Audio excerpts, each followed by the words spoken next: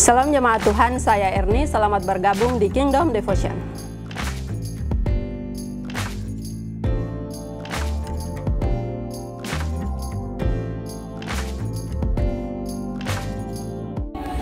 Hari ini kita akan belajar tentang kasih. Ajaran Yesus tentang kasih menjadi inti dari kekristenan.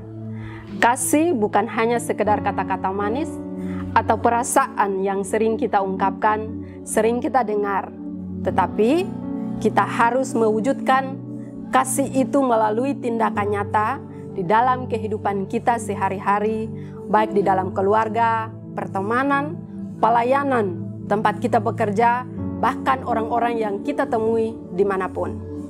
Firman Tuhan di dalam Matius 22 ayat 37-39, demikianlah bunyi firman Tuhan. Jawab Yesus kepadanya, kasihilah Tuhan Allahmu dengan segenap hatimu, dan dengan segenap jiwamu, dan dengan segenap akal budimu. Itulah hukum yang terutama dan yang pertama. Dan hukum yang kedua yang sama dengan hal itu ialah, kasihilah sesamamu manusia seperti dirimu sendiri. Di dalam bacaan kita tadi merupakan inti dari ajaran Yesus tentang kasih.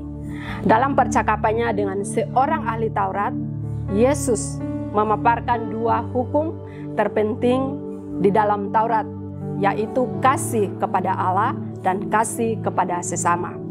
Yesus menyatakan bahwa kedua hukum itu, kasih merupakan fondasi dari seluruh hukum Taurat, kitab-kitab dan nabi-nabi.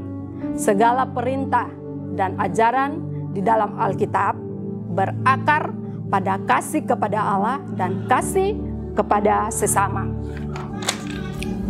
Kasih kepada Allah dan kasih kepada sesama, keduanya saling berkaitan dan tidak dapat dipisahkan. Kita tidak dapat mengasihi Allah tanpa mengasihi sesama dan sebaliknya juga. Firman Tuhan juga memberitahu kita di dalam 1 Yohanes 4 ayat 20 dan 21, jikalau seorang berkata, aku mengasihi Allah, dan ia membenci saudaranya, maka ia adalah pendusta. Karena barang siapa tidak mengasihi saudaranya yang dilihatnya, tidak mungkin mengasihi Allah yang tidak dilihatnya. Dan perintah ini kita terima dari Dia, barang siapa mengasihi Allah, ia juga harus mengasihi saudaranya.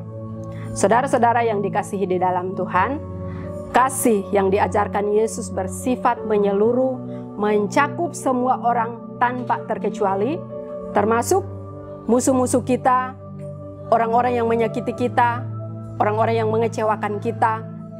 Kita tetap harus mengasihi mereka. Di dalam Matius 22 tadi merupakan seruan untuk mengasihi Allah dan sesama dengan segenap hati, jiwa, dan akal budi. Kasih menjadi dasar Kristen dan merupakan kunci untuk membangun hubungan harmonis dengan Allah dan sesama. Jadi, marilah kita terus bertumbuh di dalam kasih dan menjadi terang bagi dunia. Amin. Mari kita satu dalam doa. Bapa di surga, Bapa yang baik, kami mengucap syukur Tuhan buat kasih setiamu dalam kehidupan kami. Terima kasih buat firman-Mu yang kami sudah dengar Tuhan. Biarlah kami terus berpegang kepada kasih-Mu Tuhan, dan kami bisa juga mempraktikkan kasih-Mu di dalam kehidupan kami hari lepas hari, dimanapun kami berada Tuhan Yesus. Terima kasih Bapa di surga, inilah doa kami, hanya di dalam nama Tuhan Yesus kami berdoa dan mengucap syukur. Haleluya, amin.